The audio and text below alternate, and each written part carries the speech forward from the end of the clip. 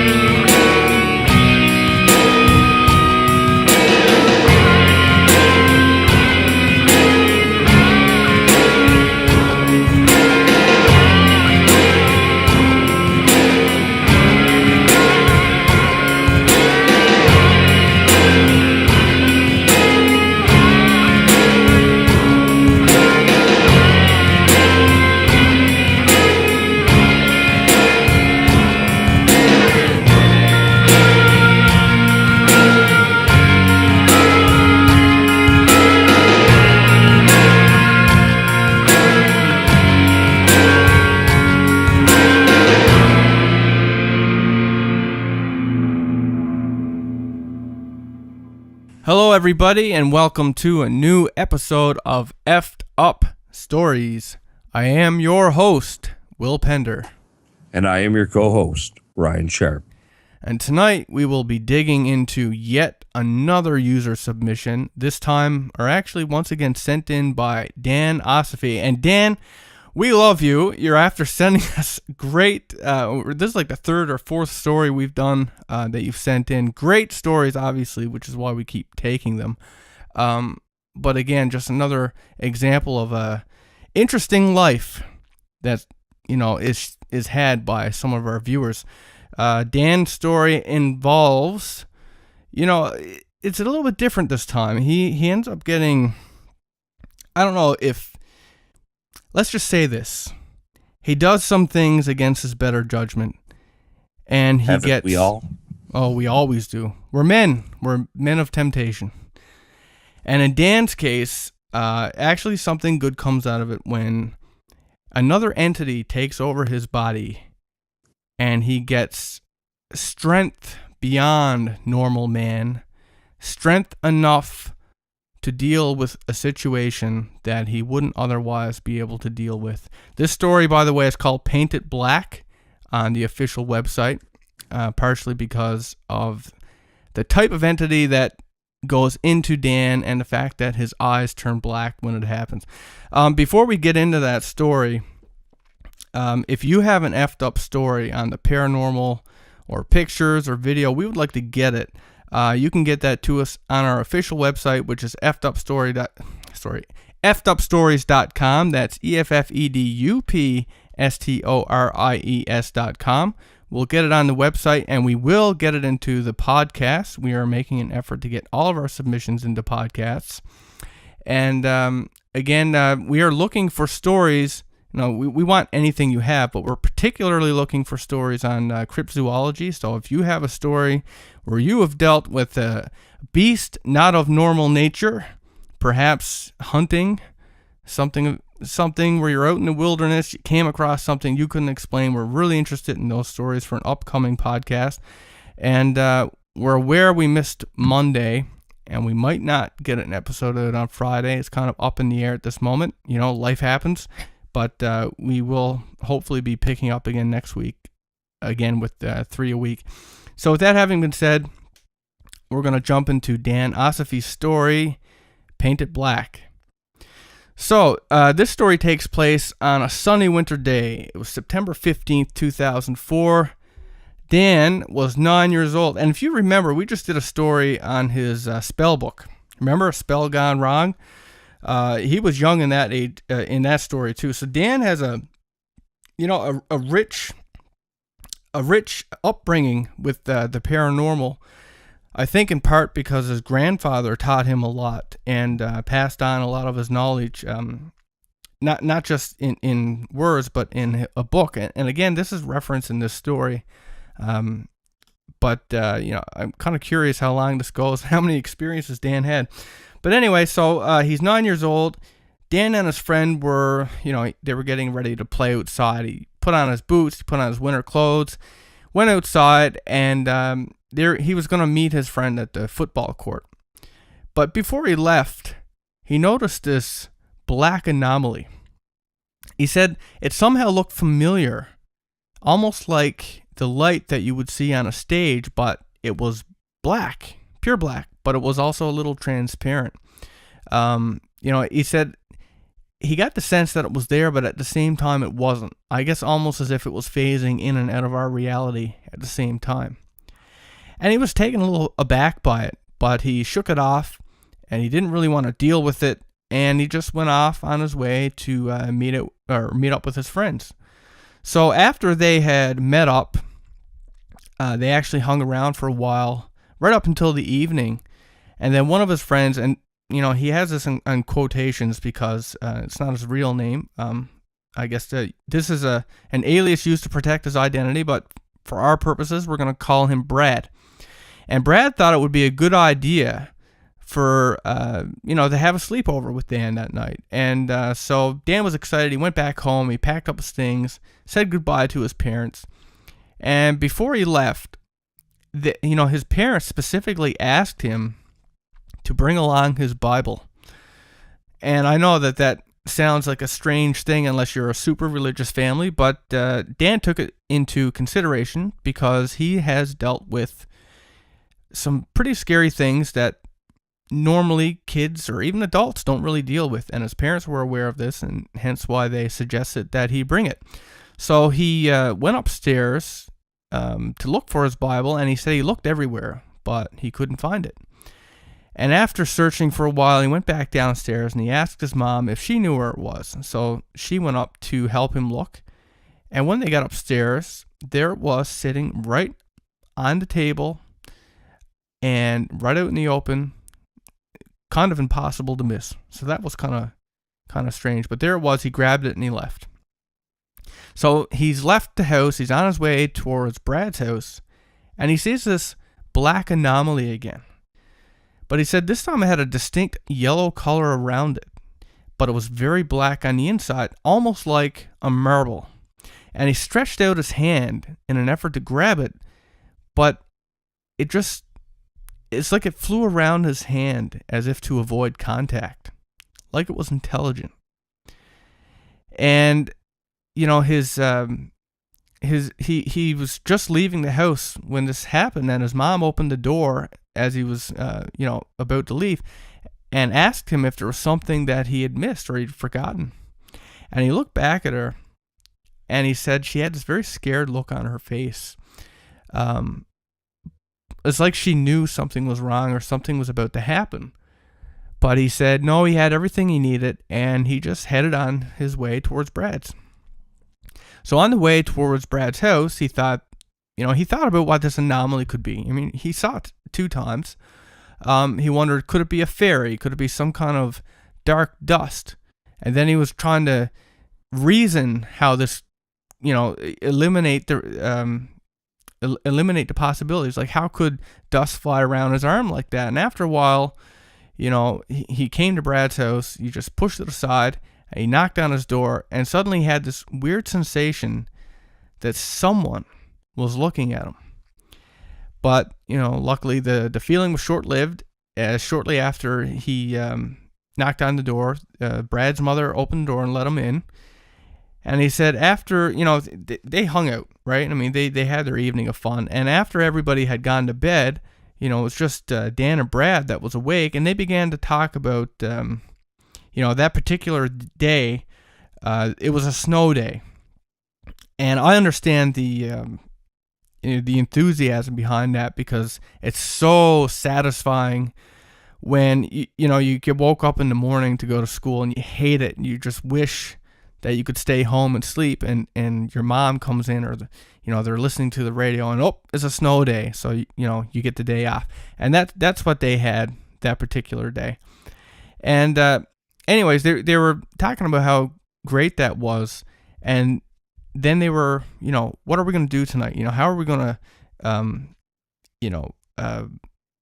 what's the word I'm looking for? Make good of this day off that we've had. And so Brad suggested that they play with the Ouija board. We get so many stories with this, but anyway, they're going to play with the Ouija board. And he specifically wanted to play it with Dan, not just because they're friends, but Dan, especially for a 9-year-old, he knew a lot about it. He had experience with this thing. And at the time, Dan wasn't really totally on board with it. And he said, Brad even knew that, at this point in life, Dan had already been through some pretty harrowing, what the hell's the word I'm looking for? He had some bad times with this kind of thing, okay? So it's not exactly what he wanted to go play with, but he did persuade him. And, even though it was against his better judgment, he went along with it. He wanted to make his friend happy. So before they began, Dan began to read something that he had written on a piece of paper. And what it was the precautions that they had to follow. And some of these precautions were things such as to clear their heads, to know what entity they wanted to specifically seek out, to know what we hope to gain from this communication with this entity, to know, what the specific entity that they were contacting. They needed to know the behavior that it had. And of course, they had to know how to properly end the session. So they wanted to be fairly well prepared so that, they were safe. And he said that they read through this list of precautions 3 times.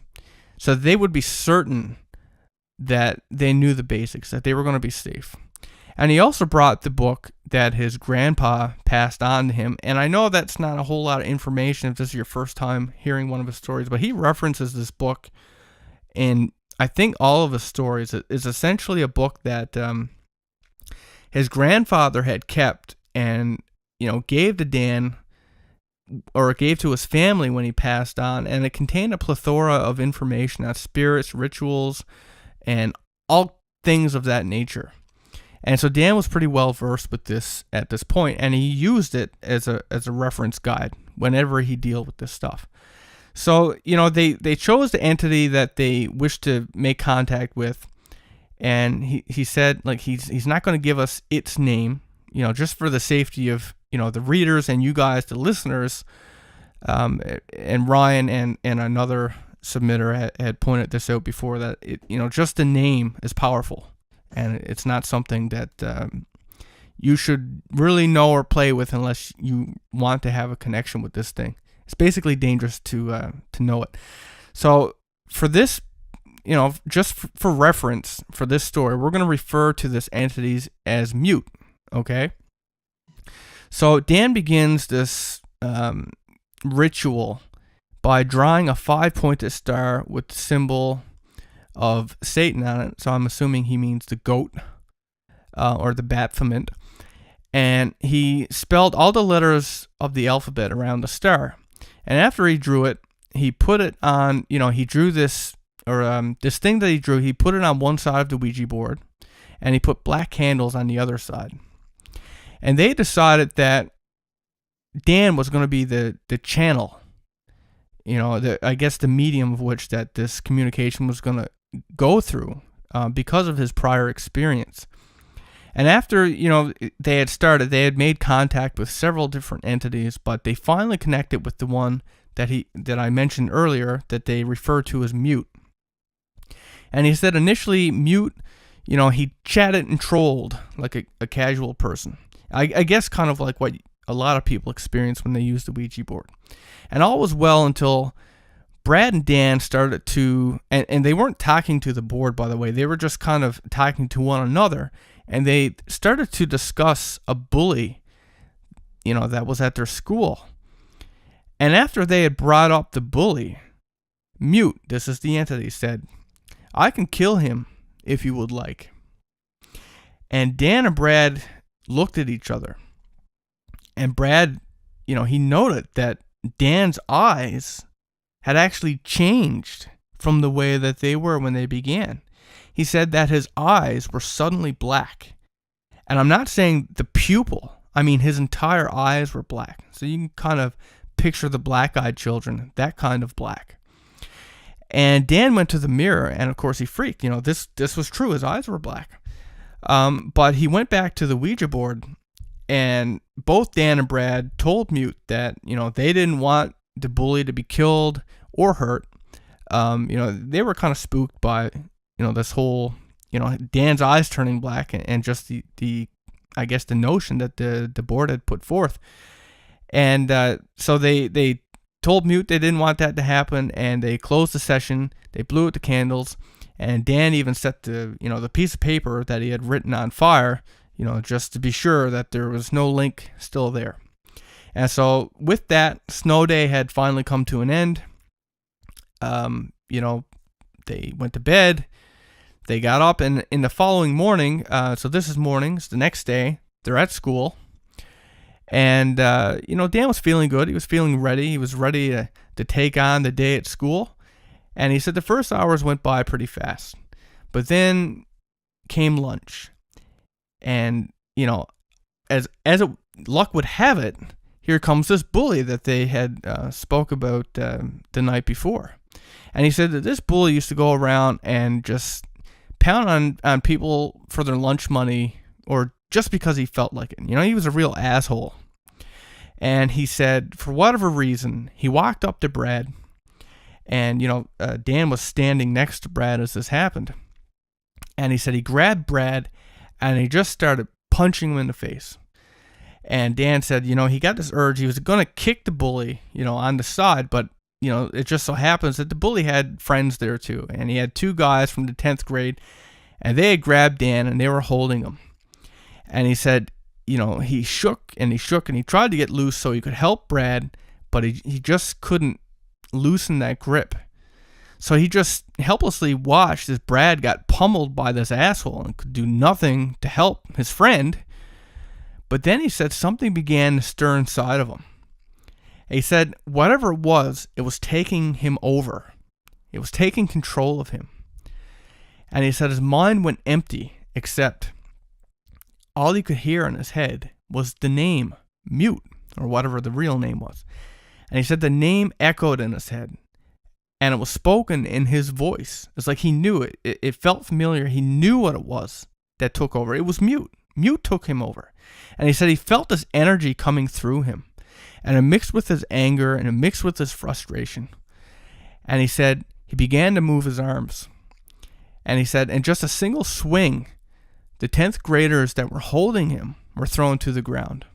And he said the bully turned around towards him, and he said he looked him in the eyes, and he said he could sense the bully's fear, his desperation, and his thoughts. And he said the bully threw Brad to the ground and began to swing towards Dan. And he said he could see it so clearly. He could see his movements. He said they were so slow. And he said he knew where he was going to hit. And with impossible strength, he took the bully's arm and he twisted it. And he said his arm made a cracking noise. And despite how sick that might sound, to him, somehow he enjoyed it. And he said the bully tried to kick him, but he took his leg and he twisted it too. And he said he fell to the floor and he was crying. And he said he knew this wasn't him, and he didn't like it, but he somehow managed to enjoy it. It was out of his character because it wasn't him. And he said it, despite all of this, it was very short-lived because, just as quickly as the presence had taken over his body, it left and he collapsed. And he said when he woke up, the school nurse said that he had these marks around his eyes and his body was very dehydrated. And he said Brad came to visit him, and he thanked him for his help. And Danny said he told Brad he didn't even do it. He said, but something inside of him did.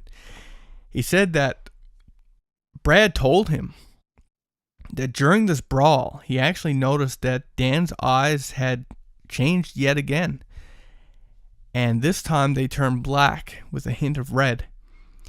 And he said he looked into the mirror, but his eyes were blue, like they always had been.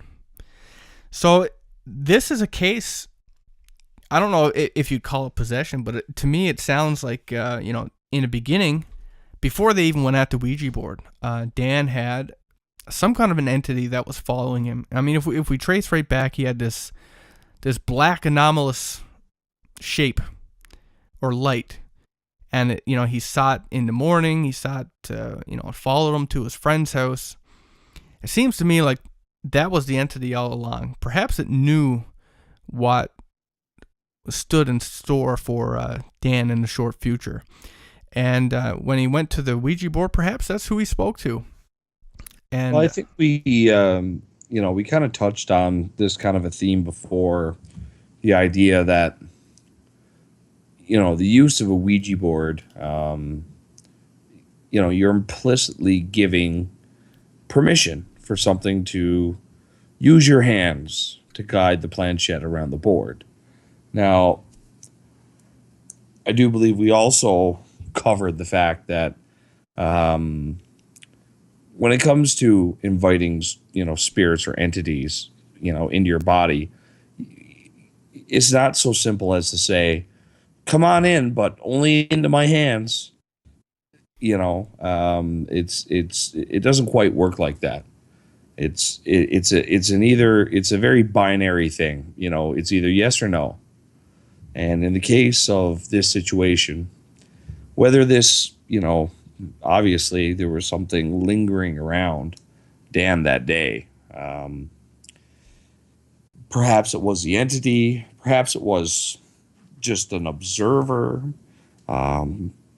It's impossible to really tell. But either way, it's not a good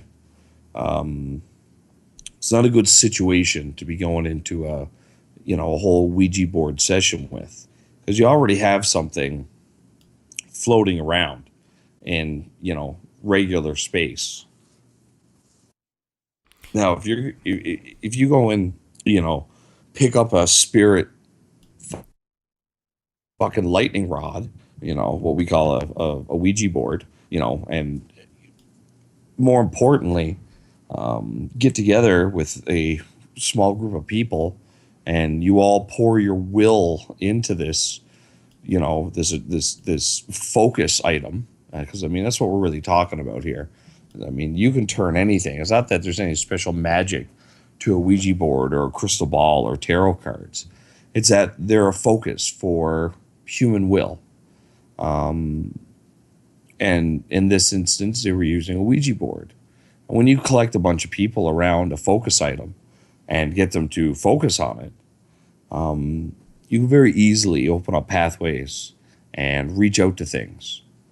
And if those things were already present before the session even began, well, then you can probably be sure that, you're in for perhaps a little more intense experience. By all accounts, it was already there. There was something already there. You didn't need to call out. It was already hanging about. Dan had reached out and tried to grab this thing out of the air earlier that day. Well, Dan seems to be a magnet for this type of, he draws these entities to him anyway. That's why we have so many stories from him. And anybody who is introduced to the other world, introduced to these other things, either by others or their own curiosity, that's an inevitability, right? If you decide tomorrow to throw down your perfectly average life of playing baseball and riding bikes and playing frisbee and hanging out with the boys at the local supermarket or outside the local corner store or something, and you decide to start, screwing around with the other world, spirits and whatnot, you become a beacon. You're a light in the darkness for all these different things, the good, the bad, and the neutral. And I think something important to bring to light here is intent, right? Because Dan and Brad were at the Ouija board, and they said that they told it that they didn't want this entity to hurt or kill this bully. But, just because you say it doesn't mean that's what you feel. I mean, if he's a bully, you likely have anger towards him. And you know what? They deserve it, really. I mean, if you got some asshole, like if it were me, if that prick had done that shit to me, I would want him to be. I don't know if I'd say kill him, but I would certainly. You'd be phoning me up for the directions for my destruction ritual. For your destruction ritual, right? Because you know what, they deserve it, right? That could have been manifested karma, right there, right? That entity following Dan around could have been manifested karma, right there. And in this case, you know, Dan and Brad, you know, obviously they've probably had altercations with this guy before. And they've probably, you know, said no, you know, because we don't want the responsibility of having something bad happen to this guy as much as we hate him. But in their heart, they probably did. You can't help that. I mean, that's just the way you feel. I mean, if that guy, you know, had left scars on them emotionally, they can't help it. That's just, you know, that's nature. That's your outlook and the way you feel. I think that's nature's way of passing the puck back, right? I mean, that's part of the idea of, you know, your own personal will. Right. You know? So, you may not even have total control over your own will. You know, you could be partially governed by your emotions in that regard, where you might, like you said, say something out loud. And I mean, we can call it will or intention. It doesn't really matter. You know, the fact that they had collected around a focus item and were pouring their will, whatever it may have been, into this focus item. And just so happened to have made contact with something that was, you know, yeah, I can kill him if you want. No big deal. You know, when you make contact with something like that, then, you know, that killing is no big deal. Then, you know, you've obviously come in contact with something that's not too friendly. And, you know, I think in their case, you know, while they might have said no and they might have closed the session, they might have given, like you said, you know, you're using the Ouija board, you're giving permission to the entity that you're contacting with to manipulate your hands, whatever. In their mind, their intention and what they truly felt should be done with this guy, they probably gave permission. Right. Well, there's no, you know, I think there's no ambiguity to it. You know, as soon as you put your hands on that planchette and you say, you know, spirit, oh spirit, come guide my hands. Right. But what I mean is that's it. It's in. What I mean is when the spirit asked if they wanted it to kill this guy, they might not have given permission for that. But I think on a some conscious level, even without saying it out loud, they gave permission for that entity to do something bad to this guy because they felt that it's possible. But here's the thing: at that point, it doesn't even matter. It doesn't need their permission. It's already been invited in. There's some indication that perhaps it, you know, mute or whatever, was already able to manifest in this realm in the first place. And, you know, the fact that they gave, at least Dan gave permission to say, you know, come on in, guide my hands. That was it. That was all it needed. And no further permission is needed. The only reason an entity would ask a question like that is because now it's trying to corrupt you. Yeah. Right. Now, if you start to willingly say, oh, yeah, you know, let's do that. Let's, you know, I mean, it may get bored and just leave. But the fact that now it's planted that dark seed, right? That was it. That's enough. That's all it was looking to do, was to you know, find a couple of stupid children in its eyes, and plant a dark seed in them. Well, I think also that it gets to live vicariously through people. To you know, a lot of these negative entities like to hurt and like to, you know, they enjoy the suffering of others. So the fact that they have any kind of a, you know, vessel that they could act out in, I think, is reason enough for them to do it. Now, that being said, I am a believer that what you put into this world, you get back.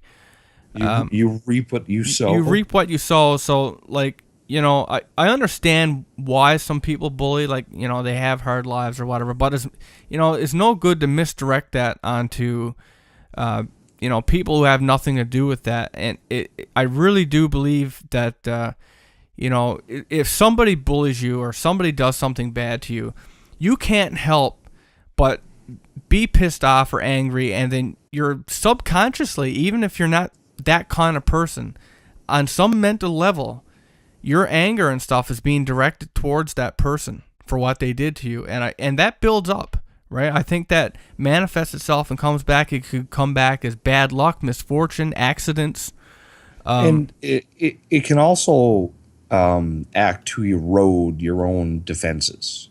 Yeah, like a normal healthy person, I don't think is directly possessible, right? But as soon as you enter a state of extreme rage or depression or sadness or some kind of very negative base emotion, you put yourself in a position where you're now vulnerable. Yeah, I believe that too, and I also think that, like I said, you could subconsciously be sending off these bad vibes, and probably to people who rightfully deserve it, and you might not even be intentionally doing it, but also at the same time, by feeling that way, you tend to draw energy like that towards you, right? So if you're negative, you're going to draw negativity towards you as well, whereas if you're positive, you will draw positivity towards you. So I mean, that itself has an effect on what happens to you, and it's hard because it's hard to control your emotions, because certain things make you feel a certain way, and that's all there is to it. And that's why we have meditation, and we try to learn different perspectives, learn to forgive and forget. And I've had my own issues dealing with things and trying to get better at it, and trying not to. So I understand, not that I was ever a bully or anything like that, but, I understand how your anger and frustration can come out, basically at people people that don't deserve it, or you're not trying to target. I mean, everybody deals with that, but I guess what I'm trying to say is that, for anybody who's ever dealt with that kind of thing or has ever thought about it, that's some food for thought, right? Is that try not to do things to people that even if you were going to look at it in a selfish light, it will come back on you, right? So I think even if from a selfish point of view, it's not a good idea to be that way. But freedom of choice, free will, and all that, we're going to do what we choose to do. That's just my outlook and my perspective on the matter. Yeah, I personally am a big advocate of revenge. Yeah, well, me too. It's kind of hard to in practice. I mean, I can't even give advice in that realm because I'm just too vindictive, too. Well, in some level, I feel like it needs to level out, right? Right. I mean, as much as I'd like to say that I could just turn the other cheek, I often can't, right? Well, that's my big problem with karma, because I'm like, well, if karma was real, so many good things wouldn't happen to me. Yeah, but you're an outlier. You're actually, for you, Ryan, there's probably like just some really bad thing that hasn't happened yet. There's a meteor on its way here with my name on it. There's demons crawling around your apartment, just like, drooling, waiting for when. No, but as much as you like to brag about how bad of a person you are, in comparison to some really bad people, I don't think you're that bad. You're just. Well, I don't kill and torture people. I mean, that's. No, you're human with a very selfish twist, and there's nothing wrong with that. That's kind of being. Well, I think some people would argue that. Thank you very much. Well, I'm just painting you in a nicer light than you might paint yourself. Well, I just. Hello? cut out there.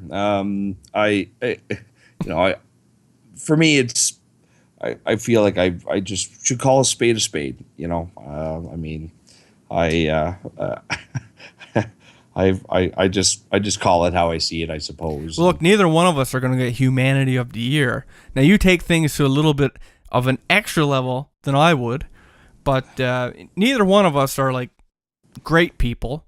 But we're honest. No model human beings here. But we're honest with who we are, right? We're also not in church judging other people for, that whole hypocritical thing. So at least we're true with who we are. Screw you for sinning differently than I do.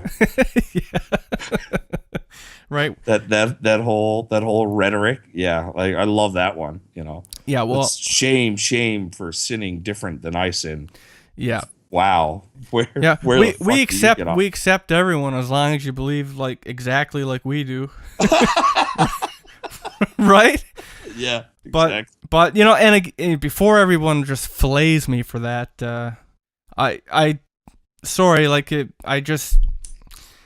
bad experiences with that whole thing, and so it may have made me a little bitter. and also with you. And also with you, yeah. We just need that echo drone of the whole room of people saying that now, right? But yeah, again, I'm not trying to diss religion. It's just it's not even that I'm against religion. Like the concept of it and God and Jesus, I can buy into that.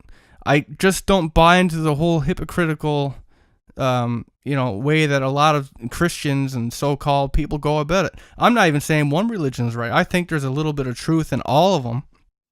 And it was never meant to be so easy as to be, I pick one, spoon-feed it to me, and I'm spiritually done. Yeah. I think we were meant to come down and work for it. Meant to come down and pick the truth from the lies. I mean, you got to remember, all these stories, I mean, a lot of which originated out of ancient Samaria, has been twisted and turned by man. I mean, we're not talking about this is the word of God, so we believe it. This is the word of God as interpreted by man of many different cultures. 2,000 years or 5,000 years of history. Exactly. In human brains. It's like the longest game of telephone. And with humans, knowingly, I mean, we know this. You can go and research this. Have through history, twisted the meaning of things and interpretation of things for their own gain, right? I mean, for personal and political and financial gain. Right. So I mean, I'm not against religion or God, or I believe in God, right? I have no issue with that. I don't buy into the spoon-fed just this one religion. This is it.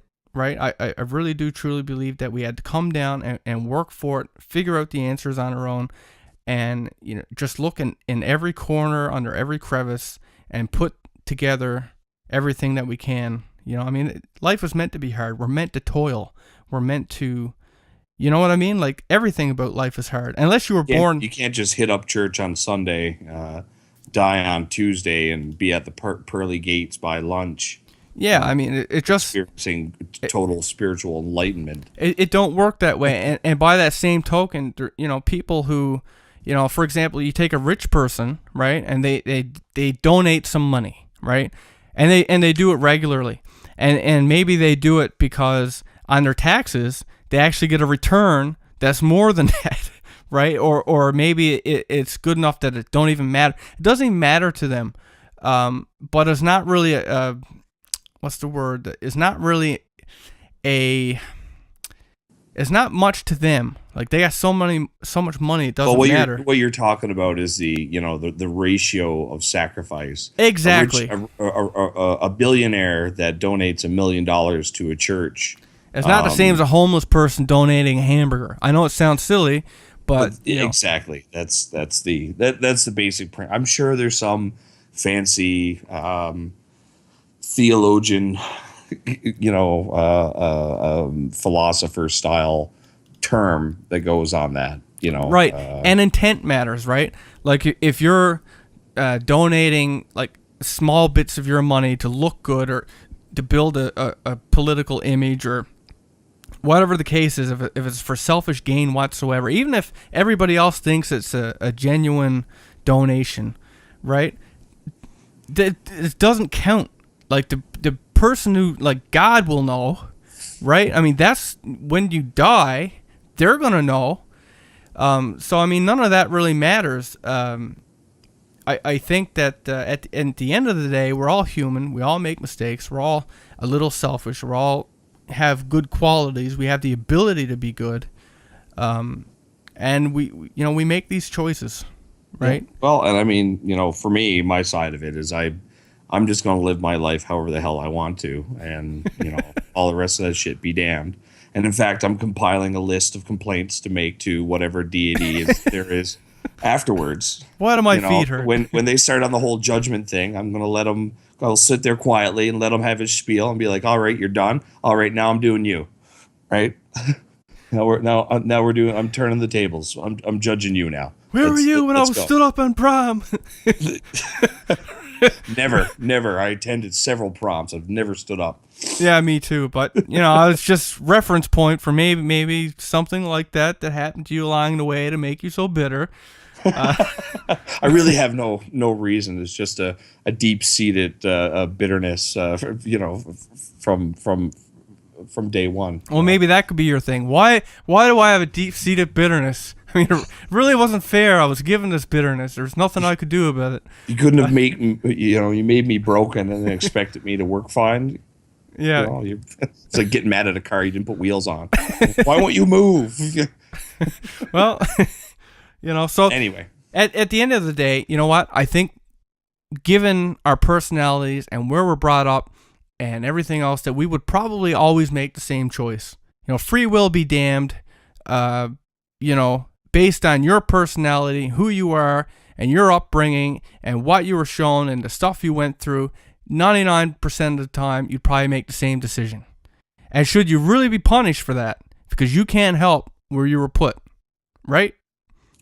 Well, that's very true. I mean, we're all just biological machines, just algorithms, man. Doing the best we can to eke out a living. And I mean, for the most part, the fact that we're even here having a civilized conversation rather than out pillaging and terrorizing the countryside, I think is a testament to the fidelity of the human mind and its desire to create something better and greater. And I mean, some people really wholeheartedly believe that we can only do that through religion. Other people believe that look, there's entire communities of atheists out there who aren't just butchering and raping at will.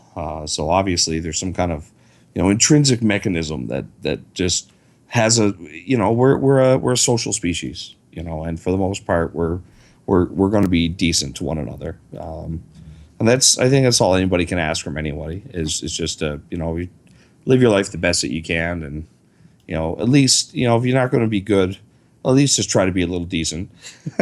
Well, I honestly think that we're put here on a mission, right? And we're gonna do that mission whether we like it or not, because we've been put here with our personalities, with our parents, with our maybe there's certain choices we get to take along the path. Actually, someone, I believe it was Kay, in our comments, she's a regular, and she mentioned something along the lines of the idea that we could have these maybe life is predestined, like it's picked, like we pick our parents, we pick our troubles, our trials, but maybe along the way there are these certain choices we get to make that are branching points that will change where we go from that point and what options become available. And maybe that's true, but you know what it made me think of? It made me think of how video games are these days, with these stories that branch based on your choices. And then I got into the notion of the idea that life itself is like a video game, is all algorithms and code. I mean, DNA is code, right?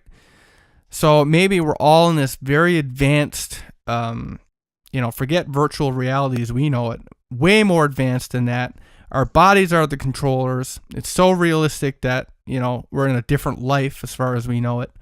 And that's all we're doing here. We're living these virtual reality lives to gain perspective and understanding in a way that we can't in our spiritual bodies. Right?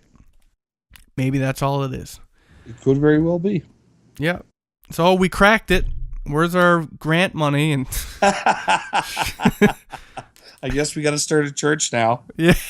Pass the collection plate along. The Will and Ryan church. That's right. We need a collection plate. We'll get more shows done. I can guarantee it. You can send that to our email if you like. Collection plate our way. Heaven forbid, eh? Yeah. So, with that having been said, that's Dan's story and our long trailing ideas. Meandering discourse. Yeah, that's right, discourse. But we hope it provided an illuminating perspective. And I hope we didn't offend a lot of religious people who are going to put us on stakes for our opinion. And hey, if we did, then for all you Christians out there, forgive us. That's right. Jesus would do it. What would Jesus do? You know, I offended you. You kind of got to forgive me. That's right. That's their part of their shtick. They got to do it. It's part of they're not true Christians. So if you criticize us, you're not true Christians. All right, I think we're covered, right? Yeah, there you go. We're covered. All right. So I hope you like Dan's story. Paint It Black. Again, if you have an effed up story of your own, you can send that to effedupstories.com, or you can go there and send it on a submission form. Website is effedupstories.com. Again, we're particularly looking. I mean, we want anything. We'll post anything. But if you got stories on cryptozoology, that's something that we're hoping to do a show on soon. We haven't forgotten about the near-death experience one. We got lots of information. We're going to be doing it. It's probably just not going to be this week because we had some setbacks, real life kind of creeping in there. But we will get it, if not this week, next week. And likewise, if we don't have an episode Friday, it's not because we're off having fun and partying and forgot about the show. It's just some things really came up and got in our way this week. So hopefully next week we'll be back on our 3 shows a week deal. Yeah. So be on the lookout for those, and we will catch you next time. Thank you so much for listening, everyone. Have a great night. Another user submission, this time, or actually once again sent in by Dan Osafi. And Dan, we love you. You're after sending us great, this is like the 3rd or 4th story we've done that you've sent in. Great stories, obviously, which is why we keep taking them. But again, just another example of a interesting life that, is had by some of our viewers. Dan's story involves, it's a little bit different this time. He ends up getting, I don't know if, let's just say this. He does some things against his better judgment, and he gets. We all? Oh, we always do. We're men. We're men of temptation. And in Dan's case, actually something good comes out of it when another entity takes over his body and he gets strength beyond normal man, strength enough to deal with a situation that he wouldn't otherwise be able to deal with. This story, by the way, is called Paint It Black on the official website, partially because of the type of entity that goes into Dan and the fact that his eyes turn black when it happens. Before we get into that story, if you have an effed up story on the paranormal or pictures or video, we would like to get it. You can get that to us on our official website, which is effedupstories.com. That's effedupstories.com. We'll get it on the website, and we will get it in. Went outside, and he was going to meet his friend at the football court. But before he left, he noticed this black anomaly. He said it somehow looked familiar, almost like the light that you would see on a stage, but it was black, pure black, but it was also a little transparent. He said he got the sense that it was there, but at the same time it wasn't. I guess almost as if it was phasing in and out of our reality at the same time. And he was taken a little aback by it, but he shook it off, and he didn't really want to deal with it, and he just went off on his way to meet up with his friends.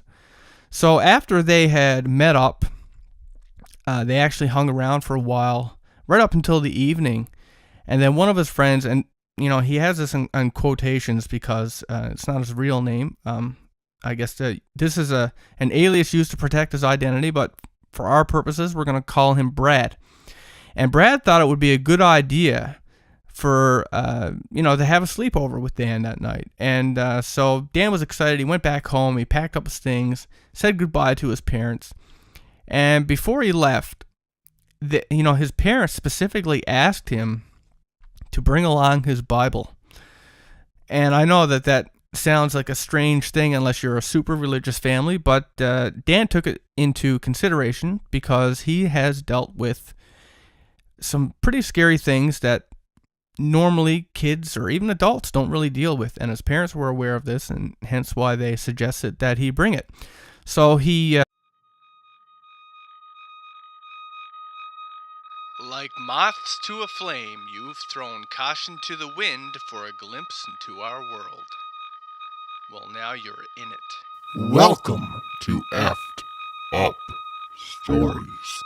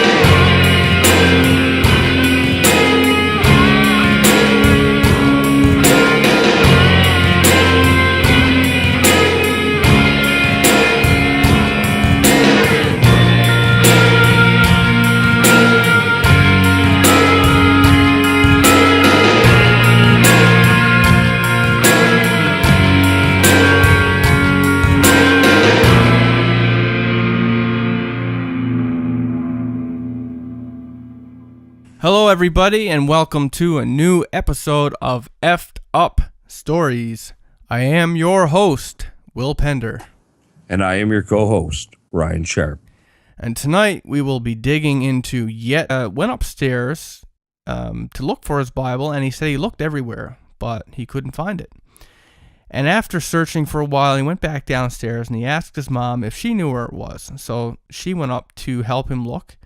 And when they got upstairs, there it was sitting right on the table and right out in the open, kind of impossible to miss. So that was kind of strange. But there it was. He grabbed it and he left. So he's left the house. He's on his way towards Brad's house, and he sees this black anomaly again. But he said this time it had a distinct yellow color around it, but it was very black on the inside, almost like a marble. And he stretched out his hand in an effort to grab it, but it's like it flew around his hand as if to avoid contact, like it was intelligent. And he was just leaving the house when this happened, and his mom opened the door as he was about to leave and asked him if there was something that he had missed or he'd forgotten. And he looked back at her, and he said she had this very scared look on her face. It's like she knew something was wrong or something was about to happen. But he said no, he had everything he needed, and he just headed on his way towards Brad's. So on the way towards Brad's house, he thought about what this anomaly could be. I mean, he saw it 2 times. He wondered, could it be a fairy? Could it be some kind of dark dust? And then he was trying to the podcast. We are making an effort to get all of our submissions into podcasts. And again, we are looking for stories. We want anything you have, but we're particularly looking for stories on cryptozoology. So if you have a story where you have dealt with a beast not of normal nature, perhaps hunting, something something where you're out in the wilderness, you came across something you couldn't explain, we're really interested in those stories for an upcoming podcast. And we're aware we missed Monday, and we might not get an episode of it on Friday. It's kind of up in the air at this moment. Life happens. But we will hopefully be picking up again next week, again with 3 a week. So with that having been said, we're going to jump into Dan Osify's story, Paint It Black. So this story takes place on a sunny winter day. It was September 15th, 2004. Dan was 9 years old. And if you remember, we just did a story on his spell book. Remember, A Spell Gone Wrong?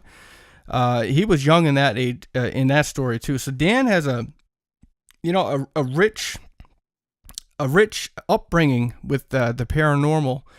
I think in part because his grandfather taught him a lot and passed on a lot of his knowledge, not just in words, but in a book. And again, this is referenced in this story.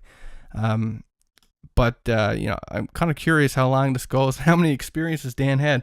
But anyway, so he's 9 years old. Dan and his friend were, they were getting ready to play outside. He put on his boots, he put on his winter clothes,